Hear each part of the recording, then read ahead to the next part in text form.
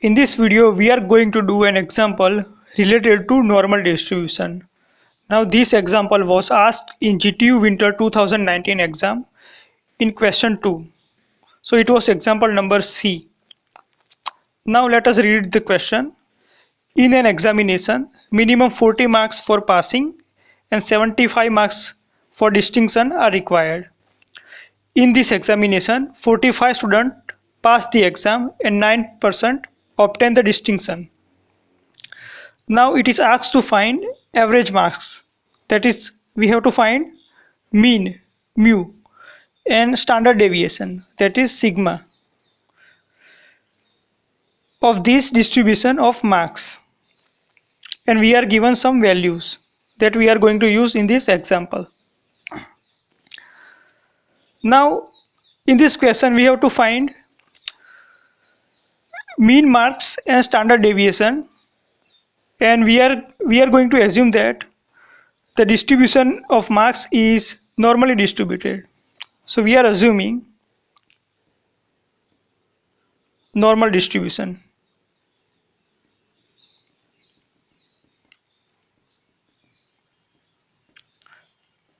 Normal distribution of marks. So first we will draw curve for normal distribution. So it was a bell-shaped curve.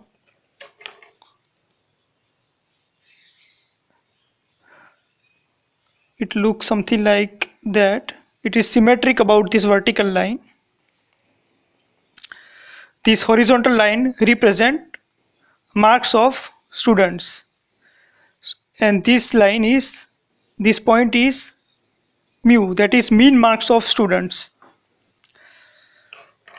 Now we will represent all the data that we are given in the question in this diagram.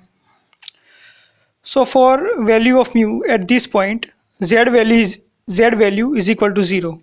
This is by definition of normal distribution. Now we are given that 40 marks are required for passing. So we will write 40 here. As we go from left to right, marks increases. And 75 marks, so we will write 75 here. 75 marks required for distinction.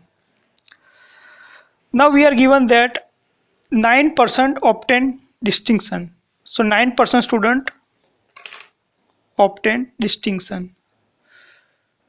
So this area is 9%.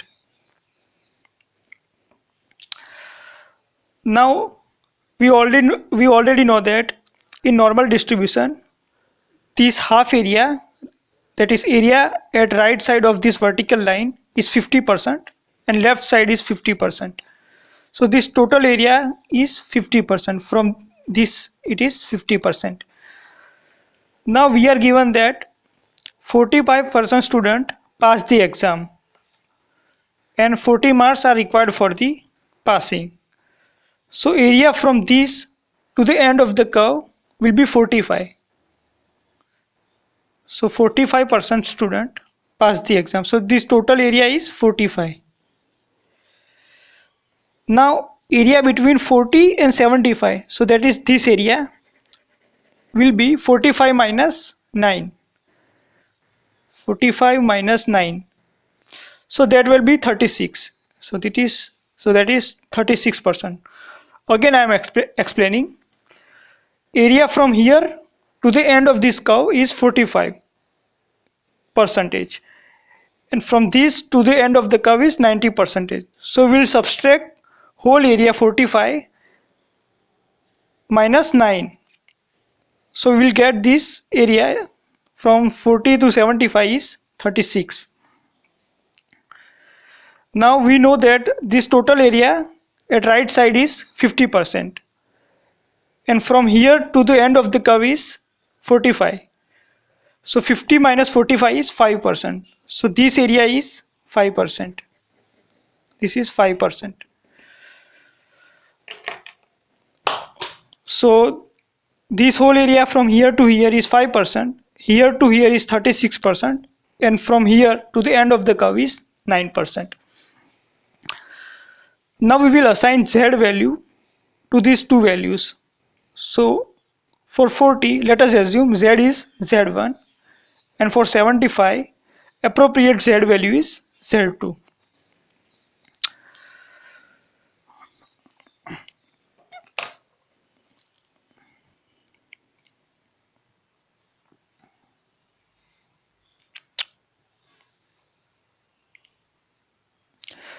Now we will use this data that are given in question to evaluate this Z1 and Z2.